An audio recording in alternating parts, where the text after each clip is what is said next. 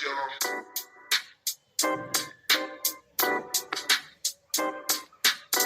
alla grandi! Perché? Perché? Perché? Perché? Sei troppo piccolo, non puoi ancora capire. Ciao a tutti, io sono Adriano. E io Isabella. Oggi vi parleremo dei DSA, un acronimo che sta per disturbi specifici dell'apprendimento. Lo so, sono parole che possono risultare non di immediata comprensione, ma tranquilli, vi aiuteremo a fare un po' di chiarezza. Sì, Adriano, iniziamo subito con il dire che i DSA sono disturbi che riguardano la capacità di leggere, scrivere e calcolare in modo corretto e fluente. Vero Isabella, ma ora, dopo aver accennato a cosa sono in linea generale i DSA, vorrei proprio raccontarvi un episodio.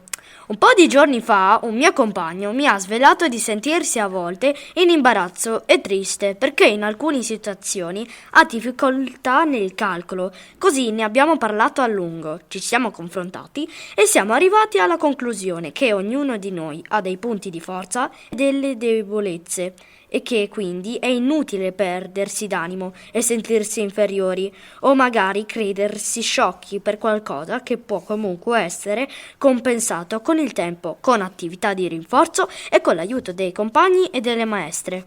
Concordo, perché i DSA non sono una malattia e non impediscono ad esempio al nostro compagno di fare calcoli. Semplicemente lo spingono ad adottare strategie o a svolgere attività in tempi più lunghi, prestando maggiore attenzione. Quindi, se ci stai sentendo, caro nostro amico, mettiti bene in testa che non sei stupido, né hai dei deficit sensoriali. Anzi, hai tantissime qualità e capacità. Sei indubbiamente un grande artista e la tua curiosità e volontà ti porterà lontano. Ma ora entriamo più nello specifico. I DSA sono classificati in base alla difficoltà che comportano. Dislessia, difficoltà nella decodifica del testo. Disortografia, difficoltà nelle capacità ortografiche e di riproduzione dei suoni. Disgrafia, difficoltà nell'abilità motoria della scrittura. Discalculia, difficoltà nel comprendere e operare con i numeri.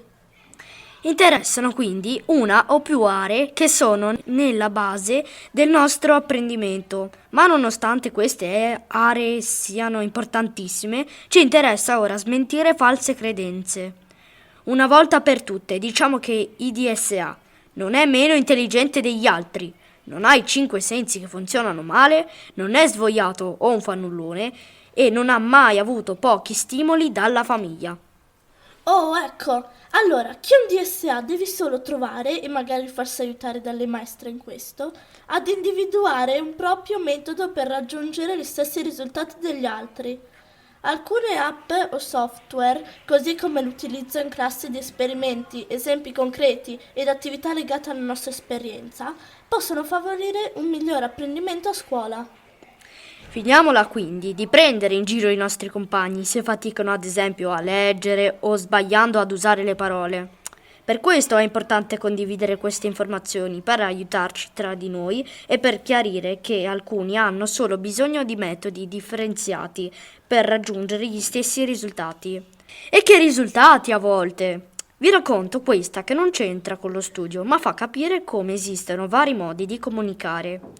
Un amico con DSA, avendo difficoltà nello scrivere e volendo far capire ad una bambina che gli piace, non le ha scritto una poesia, ma le ha fatto un disegno bellissimo, con un grande cuore. È riuscito, insomma, nell'impresa e lo ha fatto a modo suo. Chi ha un DSA di solito sviluppa più di altri aspetti come la creatività, la curiosità, l'intuizione e mettersi nei panni degli altri. La forza di lavorare su alcune nostre difficoltà ci può spingere lontano. Lo sapevate che molte persone super famose soffrivano di dislessia? Vi facciamo solo qualche nome: Leonardo da Vinci, Walt Disney e Steven Spielberg. Leonardo da Vinci, il più grande inventore, scienziato e artista di tutti i tempi, aveva difficoltà nella lettura. Eppure ciò non gli ha impedito di dar vita a invenzioni di cui il mondo intero ancora oggi ne parla. E se lui è riuscito a fare quello che ha fatto, miei cari amici, con DSA non siate tristi, perché potete anche voi cambiare il mondo. Prima di passare la parola ad Isabella, ho una domanda per voi. Dopo averci ascoltato, Cosa fareste se vi trovasti davanti a una persona con DSA? Lo prendereste in giro? Adriano, grazie, mi ha dato la carica per affrontare ogni cosa con coraggio e forza e spero che insieme siamo riusciti a trasmettere anche un po' a voi. Alla prossima puntata, ciao! Ciao amici! Check it out, y'all.